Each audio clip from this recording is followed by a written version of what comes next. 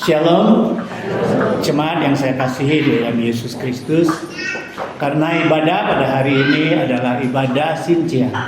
Oleh sebab itu saya awali dengan ucapan selamat, ya, kongsi Sin Chun Mong An, Senti Jian Kang, Wan Si Yu. Artinya di tahun baru Imlek ini kita diberkati Tuhan, kita diberi kesehatan, dan segala sesuatu sesuai dengan keinginan kita dan menyenangkan hati kita. Jemaat yang saya kasihi di dalam Yesus Kristus, saya mengajak kalian untuk membaca satu bagian Alkitab di dalam 1 Korintus pasal 9. 1 Korintus pasal 9 ayat ke-20 hingga ayat ke-23.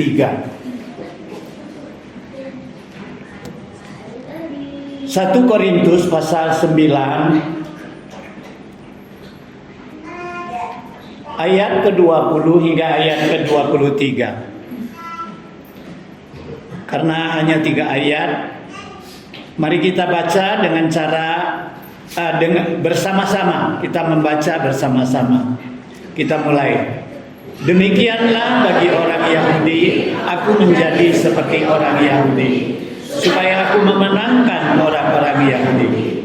Bagi orang-orang yang hidup di bawah hukum Taurat, aku menjadi seperti orang yang hidup di bawah hukum Taurat, sekalipun aku sendiri tidak hidup di bawah hukum Taurat, supaya aku dapat memenangkan mereka yang hidup di bawah hukum Taurat. Bagi orang-orang yang tidak hidup di bawah hukum Taurat, aku menjadi seperti orang yang tidak hidup di bawah hukum Taurat, sekalipun aku tidak hidup di luar hukum Allah, karena aku hidup di bawah hukum Kristus, supaya aku dapat memenangkan mereka yang tidak hidup di bawah hukum Taurat. Bagi orang-orang yang lemah, aku menjadi seperti orang yang lemah, supaya aku dapat menyelamatkan mereka yang lemah. Bagi semua orang, aku telah menjadi segala-galanya, supaya aku sedapat mungkin memenangkan beberapa orang di antara mereka. Segala sesuatu ini aku lakukan karena Injil, supaya aku mendapat bagian di dalamnya. Jemaat yang saya kasihi di dalam Yesus Kristus, ibadah kita hari ini adalah ibadah Imlek. Kita tahu setiap tahun baru Imlek selalu dirayakan sangat antusias oleh warga Tiongkok. Sejak Presiden Gus Dur dan Megawati memberikan izin untuk perayaan Imlek secara terbuka, maka kita dapat melihat di Indonesia hampir seluruh daerah begitu respon, begitu meriah merayakan Imlek, perayaan Imlek. Nah, saudara sekalian, apalagi kalau kita sering nonton ya di TV China, kita akan melihat selama 15 hari tahun baru Imlek berjalan, setiap hari ditayangkan perayaan Imlek. Bahkan itu dirayakan secara nasional. Saudara sekalian, Presiden Xi Jinping bukan saja mengucapkan selamat tahun baru Imlek kepada warga di Tiongkok, tetapi dia juga mengucapkan secara resmi kepada semua warga Tionghoa di seluruh antena di dunia. Nah, saudara sekalian, kenapa begitu antusias orang China merayakan tahun baru Imlek ini? Karena memang penanggalan Imlek merupakan penanggalan pegangan dari warga Tionghoa sejak dahulu, jauh sebelum adanya penanggalan Masehi. Kalau kita mau lihat tahun ini di penanggalan, Imlek adalah tahun ke-2575. Berarti kurang lebih 500 tahun sebelum ada penanggalan Masehi. Nah, saudara sekalian, Imlek juga selalu kita sebut sebagai Xinjia. Tadinya saya pikir Xinjia, kenapa Xinjia ya? Tahun baru Imlek ya, tahun baru Imlek. Kenapa disebut Xinjia? Ya, ternyata Xinjia itu adalah singkatan dari kata Xin Chun Jia Je. Xin itu Xin Chun berarti musim semi yang baru. Jia itu Jia Je artinya hari libur. Jadi Xinjia adalah hari libur musim semi yang baru. Nah saudara sekalian, hari libur musim semi ini sebenarnya sudah ada jauh sebelum 2575 sebelum Masehi. Tahun 2575. Bahkan 2200 sebelum Masehi, sebelum adanya penanggalan Masehi, pada dinasti Xia, perayaan untuk Xin Chun ini sudah berlaku. Namun pada saat itu harinya belum ditentukan secara resmi. Karena apa? Sesuka-sukanya raja pada saat itu yang bertahta menentukan harinya kapan Xinjia itu diadakan. Sampai kerajaan atau dinasti Han Wuti, barulah Xinjia ini ditentukan tanggalnya dan tahunnya. Nah itulah mereka mengambil tahun kelahirannya Konghucu. Jadi 2575 tahun lalu adalah tahun kelahiran Konghucu. Oleh sebab itu Xinjia sangat identik dengan agama Konghucu. Juga Xinjia identik dengan agama Taoisme dan Buddhisme. Karena apa? Karena memang pada saat itu warga Tionghoa mayoritas beragama ketiga agama itu. Nah saudara sekalian, lantas pertanyaannya, apakah kita sebagai orang Kristen boleh merayakan Imlek? Ya, kita sendiri di sini kadang-kadang ya, di antara kita mungkin ada dengar ada hamba-hamba Tuhan yang anti perayaan Imlek. Ya, pernah ada hamba Tuhan yang di Pagaralan waktu Imlek dia melarikan diri supaya nggak usah disanjoi-sanjoi atau nyanjoi-nyanjoi jemaat. Dia larikan diri, nggak ngomong dengan majelis. Ya, majelis yang lama di sini pasti tahu siapa dia. Bahkan ketika dia pulang, saya tanya, Bapak kenapa tinggalkan gereja waktu Xinjia? Dia bilang siapa yang merayakan Xinjia itu belum bertobat. Ya, orang Kristen selayaknya merayakan Natal, Paskah, Jumat Agung. Ya, hari raya Kristen. Nah, saudara sekalian, sekarang pertanyaannya, apakah orang Kristen boleh merayakan Imlek? Nah saudara sekalian, Imlek memang identik dengan agama Konghucu, Taoisme, dan Buddhisme. Kalau kita lihat di TV, apalagi di Indonesia, kapan ada tayangan TV selalu kita lihat itu diadakan di kelenteng, di wihara, lebih ramai di situ diadakan Xinjia. Tetapi saudara sekalian, Imlek juga kaya dan kental dengan tradisi dan adat. Karena di situ ada tradisi, ada adat kuno dari Tiongkok. Nah, saudara sekalian, tidak semua adat dan tradisi itu bertentangan dengan firman Tuhan. Oleh sebab itu, umat Kristen merayakan Xinjia kalau dengan hati yang menyambut tahun yang baru yang datang, menggantikan tahun yang lama, kita menyambut musim semi, musim yang baru, menggantikan musim salju, musim dingin yang sudah berlalu, itu tidak ada larangan, tidak bertentangan dengan firman Tuhan. Contohnya, kalau kita makan bersama di akhir tahun, malam tahun baru, kumpul rame-rame di rumah orang tua kita, apakah itu melanggar firman Tuhan? Tidak. Itu justru mempererat hubungan kekeluargaan, persaudaraan, suatu kehormatan kepada orang tua yang mungkin sepanjang tahun sudah ditinggalkan anaknya keluar kota di mana-mana mereka. Tapi malam tahun baru karena ada Cynthia, mereka semua berkumpul ke rumah orang tuanya. Nah, saudara sekalian, contohnya ya.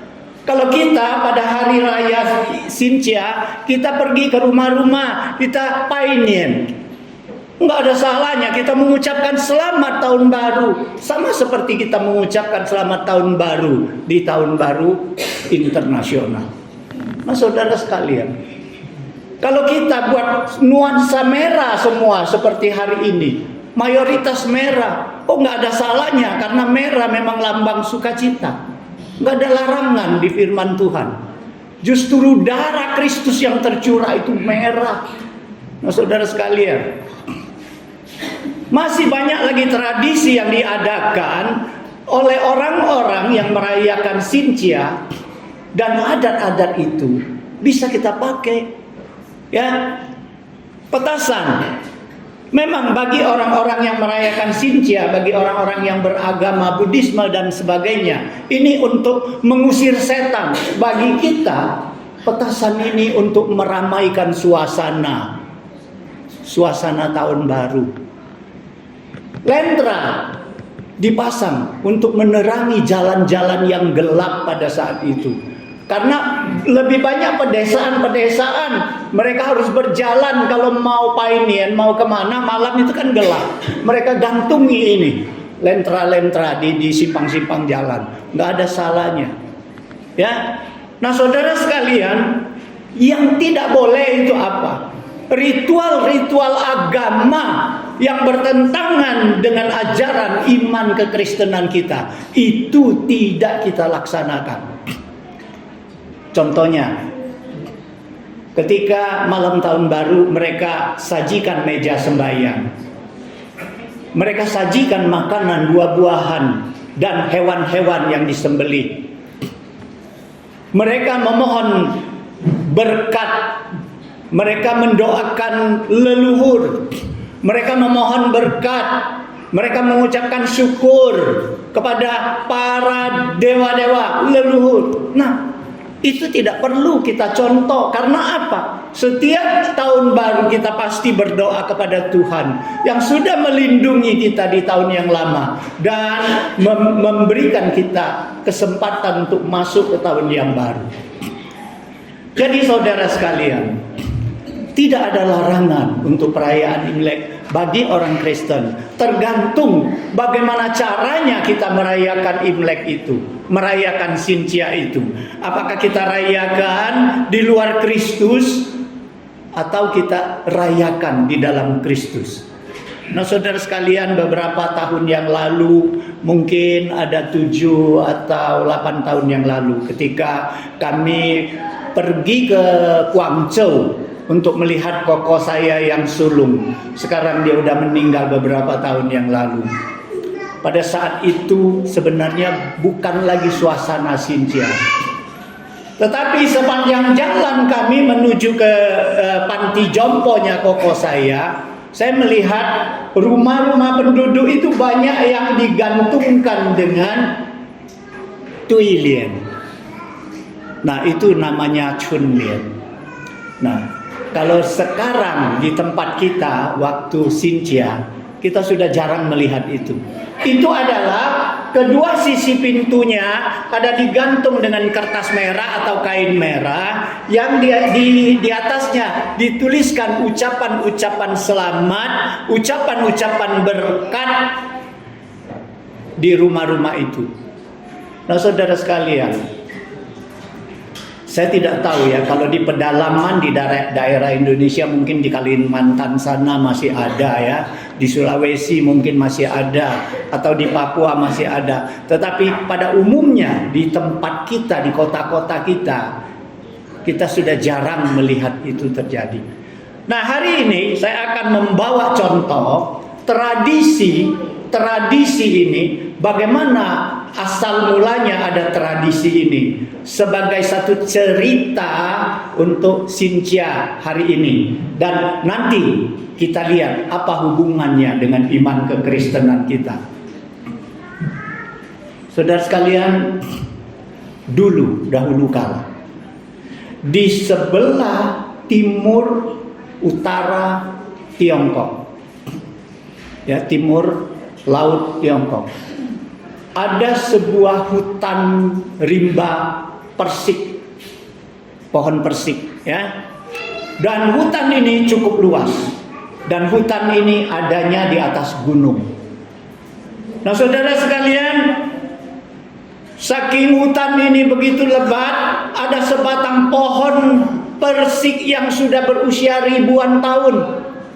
Kita tahu ya, kalau pohon ribuan tahun itu batang pohonnya sudah sangat gede, dan kedua batang pohon ini berjejer, dan di batang pohon itu ada 2 lubang yang besar. Nah, dan di dalam lubang itu dihunilah penunggu dari hutan persik itu. Ya, kita selalu katakan kalau ada hutan di situ ada penunggu, kalau ada apa di situ ada penunggu. Nah, di situ ada penunggunya. Penunggunya 2 bersaudara, satu namanya Sentu dan satu yang namanya Yulei. Nah, mereka ini penunggu, bukan saja penunggu tapi penjaga hutan persik itu. Apa yang mau dijaga? Rupanya di belakang hutan itu ada sebuah sumur yang besar dan dalam, dan di dalamnya berkumpullah siluman hantu. Semuanya berkumpul di situ. Kenapa mereka nggak bisa keluar? Karena mereka takut dengan penjaga hutan ini. Ya. Jadi penjaga hutan ini kalau ada siluman berani keluar mengganggu atau mencuri buah persik, mereka akan ditangkap dan mereka itu akan dihukum, mereka itu akan dijatuhkan ke dalam sumur kembali. Nah, saudara sekalian, ternyata iblis ini tidak mau kalah. Walaupun bagaimana usaha mereka, bagaimana mereka gagal, mereka tidak kalah. Ya, mereka tidak mau menyerah. Mereka tetap pikir bagaimana caranya supaya mereka bisa keluar dari sumur dan bertindak bebas semau hati mereka. Sekarang mereka tidak bisa semaunya keluar dari sumur.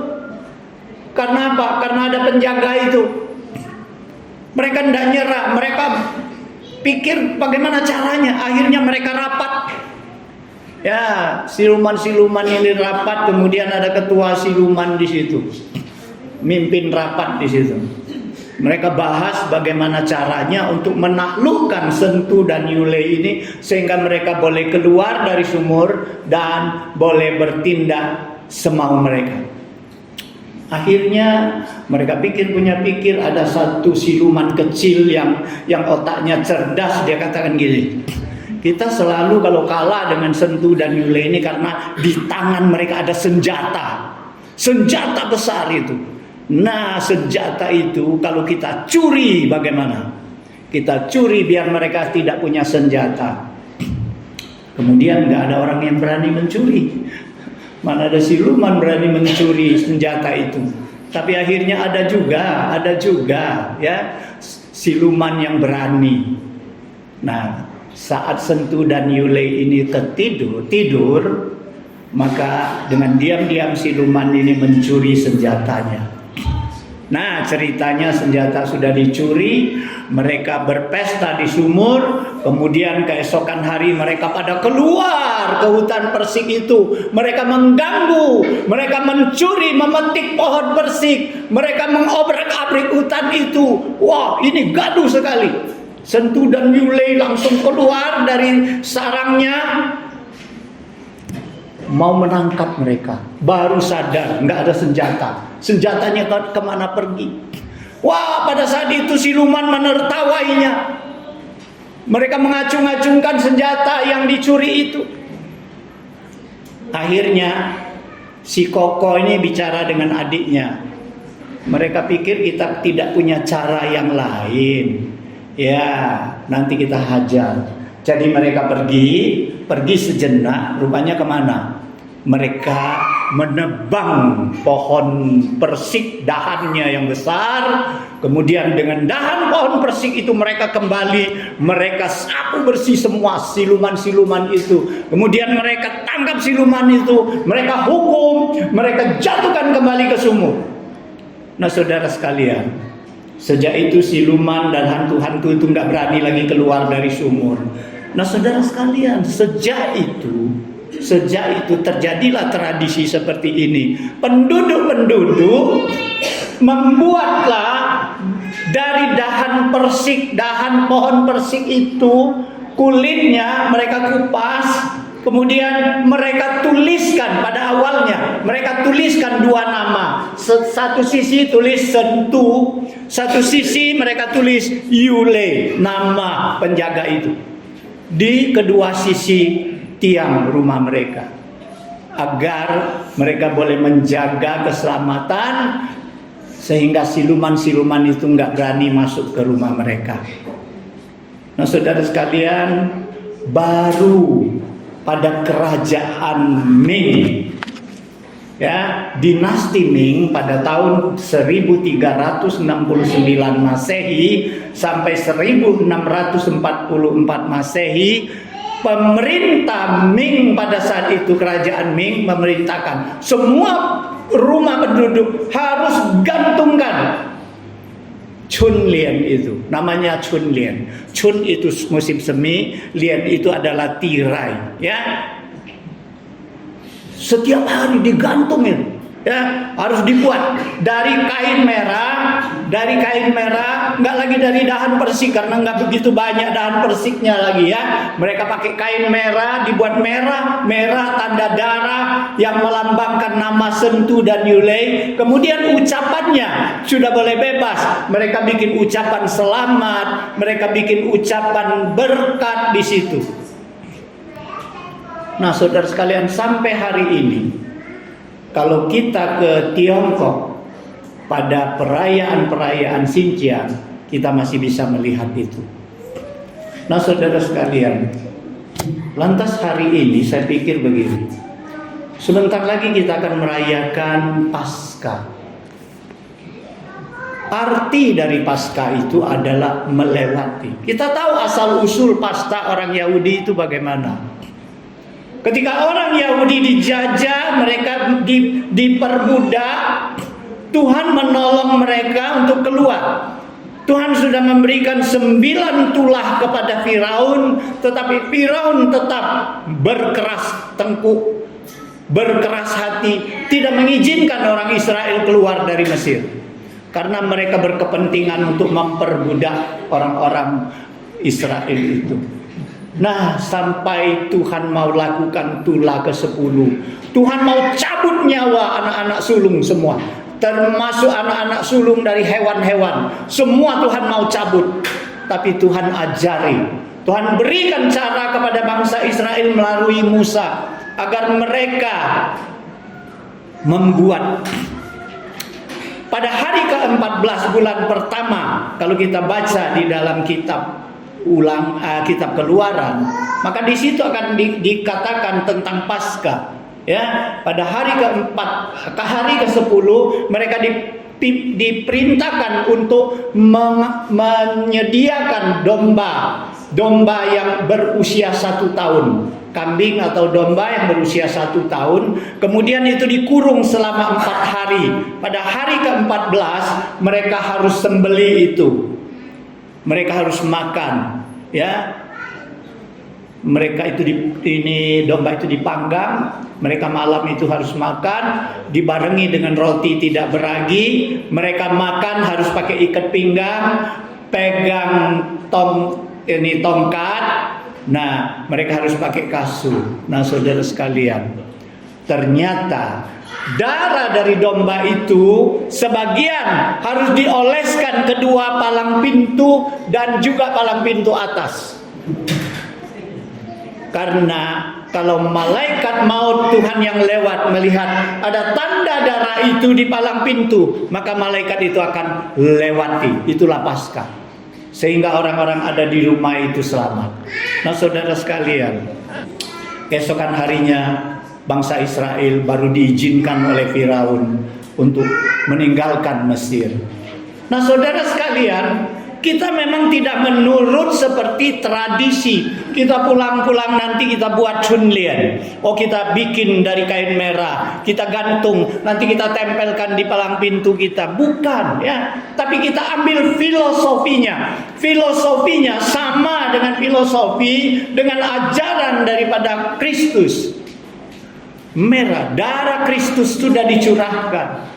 Dan darah Kristus itu menghapuskan semua dosa kita dan menyelamatkan kita dari perbudakan dosa dan menyelamatkan kita daripada maut.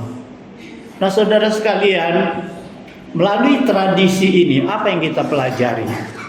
Saya pikir wah ini khotbah singkat, ya, karena mungkin kehabisan bahan. Kalau saya ceritakan satu persatu tradisi-tradisi itu, kayaknya mungkin ibu-ibu dan bapak-bapak sekalian hanya dengar, oh ini tradisi orang Chinese merayakan ya, bagaimana bikin meja sembahyang, bagaimana mereka makan kue keranjang, apa artinya, dan ini dan itu. Saya pikir tidak perlu itu, tetapi karena kalian sudah banyak yang tahu. Tetapi hari ini ada satu hal. Ketika kita merayakan Sintia selalu kita lupa. Selalu kita lupa. Khususnya anak-anak Tuhan ketika kita merayakan Sintia, kita enjoy ya. Kita adakan pesta di rumah, kita makan bersama, kita painen dari rumah-rumah family kita, teman-teman, kemudian tetangga-tetangga kita. Kemudian kita bagi-bagikan angpau kepada anak-anak, kepada orang-orang yang belum nikah. Kemudian kita pergi berlibur kemana-mana tempat liburan, sehingga kita lupa satu hal. Saudara sekalian, kenapa saya ambil bacaan Paulus tadi? Paulus mengatakan kepada orang Yahudi, aku bertindak seperti orang Yahudi. Memang dia orang Yahudi. Dia bisa berbaur dengan orang Yahudi. Kemudian tujuannya berbaur dengan orang Yahudi adalah menyelamatkan orang Yahudi. Kepada orang yang hidup di bawah hukum Taurat, dia masuk ke dalam seolah-olah seperti orang yang hidup di bawah hukum Taurat. Katanya dia tidak lagi dikekang oleh hukum Taurat, tetapi oleh hukum Kristus. Tetapi dia masuk ke sana. Untuk apa? Untuk memenangkan mereka yang ada di dalam. Kepada orang yang tidak hidup di dalam hukum Taurat, orang-orang yang kafir, dia juga masuk berbaur. Supaya sekalipun dia tidak hidup di bawah hukum Taurat, atau dia hidup di bawah hukum Taurat, tetapi dia masuk ke sana berbaur, dia tidak alergi, ya, dia masuk berbaur, kemudian tujuannya adalah menyelamatkan mereka. Orang lemah, dia masuk seperti orang lemah. Orang kuat, dia masuk seperti orang kuat. Untuk semua orang, saya bertindak segala-galanya. Tetapi ingat, Paulus ikut tetapi dia tidak terhanyut. Dia ikut tetapi identitas dia nyatakan. Dia ikut dengan hukum Kristus. Dia tidak dikekang oleh hukum Taurat. Ya, dia hidup di dalam hukum Kristus. Dia tunjukkan walaupun dia berbaur dengan segala macam etnis, segala macam agama, tetapi dia tidak terhanyut. Dia tetap punya identitas kekristenannya. Nah, saudara sekalian, tujuannya adalah demi Injil. Demi Injil, kata Paulus, adalah demi memberitakan Injil, demi menyelamatkan orang lain. Nah, saudara sekalian, pertanyaan bagi kita pada hari ini. Sintia berjalan 15 hari. Untuk kita cukup banyak waktu kalau kita mau berusaha untuk menyatakan identitas kita. Siapa kita? Kita orang Kristen. Bagaimana cara kita merayakan Xinjia? Dan adakah kerinduan di hati kita untuk melalui perayaan Xinjia ini kita masuk untuk memenangkan beberapa jiwa, untuk memenangkan mereka yang masih menggunakan cara-cara yang salah. Nah, saudara sekalian, sebentar lagi kita akan rayakan hari kebangkitan Kristus. Kita punya Tuhan yang Maha Kuasa, ya. Dia bukan saja rela berkorban, dia bukan saja mati di atas kayu salib, tetapi dia juga bangkit bagi kita. Dia bukan saja bisa memberkati kita pada tahun yang lalu, dia juga mampu memberkati kita pada tahun yang baru. Dia bukan saja mampu menghapuskan segala dosa kita, asal kita mengakui dosa-dosa kita di hadapannya. Dia juga mampu memberikan kita semangat baru untuk menjalankan hidup kita di dalam Tuhan secara benar. Nah, saudara sekalian, kita harus puji syukur kepada Tuhan. Kita punya Tuhan yang seperti ini. Dan tanggung jawab kita adalah memperkenalkan iman kita kepada orang lain. Dan momen Xinjia ini sebenarnya adalah momen yang sangat baik. Saya berikan contoh ya. Kalau orang Sanjo ke rumah kita ya. Enggak semua orang Kristen, pasti ada orang non-Kristen.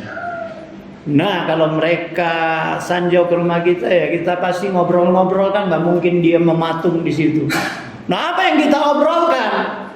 Ya, apa yang kita obrolkan? Disitulah sebenarnya kita punya tanggung jawab. Bagaimana memperkenalkan cara perayaan Xinjia yang kita adakan untuk menjelaskan filosofi yang sama, tetapi yang kita andalkan jauh lebih berkuasa dari apa yang mereka andalkan.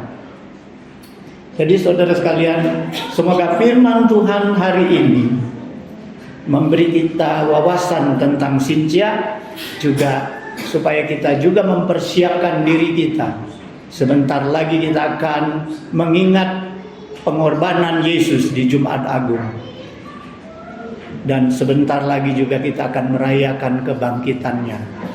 Ya, untuk tahun baru Xinjia, kita harus bersyukur kepada Tuhan bagi orang-orang yang merayakan Xinjia, dan kita merayakannya dengan hati yang gembira, dengan ucapan syukur kepada Tuhan, dengan pengharapan kepada Tuhan, menyerahkan hidup kita, segala segi hidup kita ke depan kepada Tuhan, karena Dialah yang memegang hidup kita, baru kita ada di dalam jalan yang aman. Mari kita berdoa. Bapa di surga, kami bersyukur kepada-Mu Tuhan untuk firman-Mu pada hari ini. Kami mohon Tuhan, biarlah melalui firman-Mu hari ini tentang Xinjia, kami boleh mengoreksi diri kami sendiri. Dengan cara apa kami merayakan Xinjia?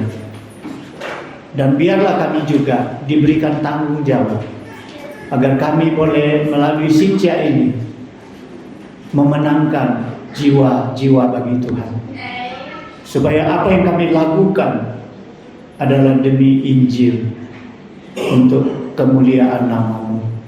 Terima kasih Tuhan untuk semua yang hadir, karena hujan tidak dapat menghambat iman dari anak-anak-Mu, kemauan anak-anak-Mu untuk datang beribadah kepada-Mu. Kami bersyukur Tuhan, dan kami mohon iman dan keteguhan hati kepada Tuhan ini akan tetap kami pertahankan dan kami kembangkan, sehingga tidak ada satupun hambatan bagi kami untuk boleh menghambat kami beribadah kepada Tuhan, untuk boleh menghambat kami di dalam pelayanan, untuk menghambat kami memberitakan firman. Terima kasih Tuhan. Di dalam Yesus Kristus kami berdoa.